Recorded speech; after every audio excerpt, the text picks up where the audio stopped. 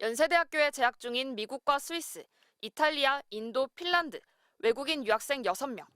올해 수능 영어 24번 문제를 풀게 했더니 정답을 고른 이가 단 한 명도 없습니다. Your answer is 5. The answer is 2. Why? It has very complex concepts and very difficult words that are not usual in everyday conversation. Feels like a puzzle of pieces that were not supposed to be together. 미국인 학생은 이런 문제가 왜 필요하냐는 반응까지 보입니다. Standard that Americans would be very surprised about. This is more than they need. 실제 올해 수능 2신청 가운데 절반 이상을 차지했던 영어 24번 문항.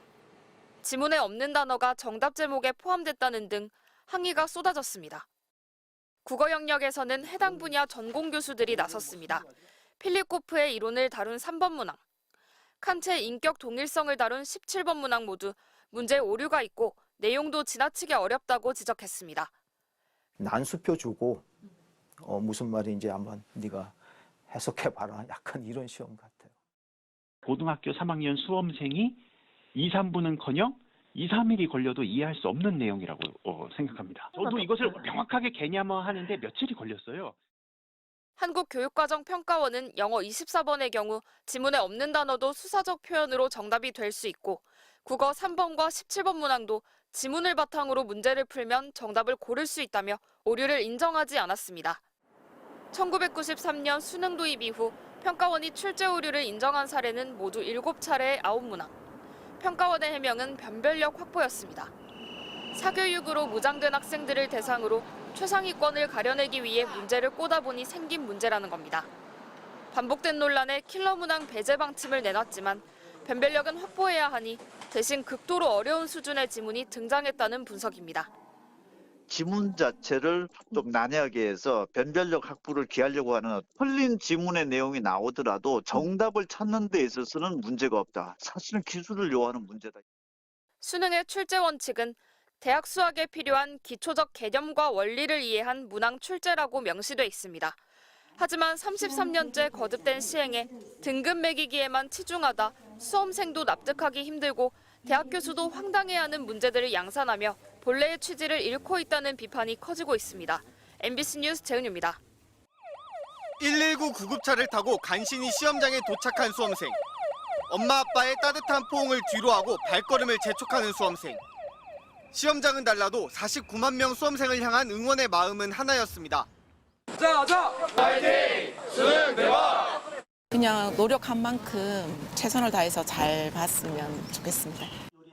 한국교육과정평가원은 이번 수능에서 이른바 킬러 문항을 없애고 고교 과정의 내용과 수준을 반영해 출제했다고 밝혔습니다.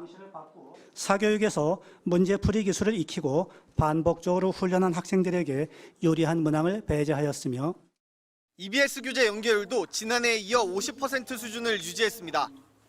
하지만 수험생들의 체감 난이도는 다릅니다. 국어와 수학, 영어 모두 어렵게 느꼈다고 말합니다. 너무 어려웠어요. 국어 1교시부터 조금 멘탈이 깨지는 게 많았던 것 같아요. 어려웠어요. 국어.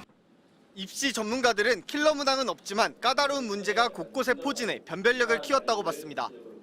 특히 국어는 독서의 과학 지문이 어려운 문항으로 지목됐습니다. 12번 문항은 개념들 간의 관계를 구체적으로 묻고 있어 변별력이 높았을 것으로 판단됩니다. 수학의 경우 공통과목과 선택과목 모두에서 난이도가 높은 문제가 나왔다는 평가입니다. 종합적 사고력을 필요로 하는 문항들이 있어 다소 까다롭게 느꼈을 것으로. 절대평가 방식인 영어도 정답처럼 보이는 오답이 많아 체감 난이도가 높았던 걸로 분석됐습니다. 탐구 영역도 변수입니다. 자연계 학생들이 과학탐구보다는 점수를 받기 더 쉬울 걸로 여겨지는 사회탐구를 선택하는 사탐런 현상이 올해도 이어지면서 전체 탐구 영역 지원자의 77% 이상이 사회탐구 과목을 1개 이상 선택했습니다. 이과 학생들은 가탐 응시생 수가 줄어들어 실제 맞추기가 어렵죠. 올해 수능 응시생은 49만 7,080명. 출산율이 높았던 2007년생, 이른바 황금돼지띠가 고3이 되며 재학생이 크게 증가했습니다. 여기에 의대 모집 인원까지 증원 이전 규모로 되돌아가면서 최상위권 정시 경쟁은 더욱 치열해질 전망입니다. 이번 수능 성적은 다음 달 5일 통지될 예정입니다. MBC 뉴스 백승우입니다. 올해 수능 국어 영역 표준 점수 최고점은 150점. 지난해보다 무려 16점 올랐는데 표준 점수를 사용하기 시작한 2005학년도 이후 가장 높은 수준입니다. 수학 표준 점수 최고점은 지난해보다 3점 오른 148점. 9월 모의평가에서 2,500명이었던 만점자는 600명대로 떨어졌습니다.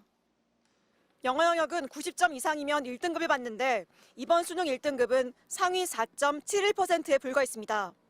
지난해 수학 1등급이 5.26%였던 것과 비교하면 절대평가인 올해 영어가 지난해 수학보다도 더 어려웠다는 얘기가 됩니다. 만점자는 전국에서 단 1명. 정부는 킬러 문항 없이 상위권 변별력을 확보했다고 자평했습니다. 1차적으로 저희들은 킬러 문항이 배제됐다는 것만으로도 공교육에 관련된 신뢰를 회복할 수 있는 계기는 됐다고 보고요. 하지만 역대급 불수능으로 꼽히면서 적정한 난이도 조절에 실패했다는 비판이 잇따르고 있습니다. 일부 수험생들은 킬러 문항 배제가 무슨 효과가 있는지 모르겠다는 반응을 보이기도 했습니다. 찍는 것보다 정답률이 낮은 거거든요. 도대체 뭘 가지고 킬러라고 하시는지 이렇게 되면 이제 교육부보다 학원을 믿지 않을까. 당초 정부가 킬러 문항 배제 원칙을 밝힌 건 학부모들의 사교육 부담을 덜어주자는 취지였습니다. 하지만 까다롭고 어려운 문제들이 출제되면서 학생들이 또다시 학원으로 몰리지 않겠냐는 전망마저 나오고 있습니다. 정부는 사교육으로 쏠릴 수 있다는 지적에 개인적인 판단의 영역이라면서 EBS 연계 등으로 사교육 유혹을 끊어낼 수 있도록 노력하겠다고 밝혔습니다. MBC 뉴스 지은수입니다.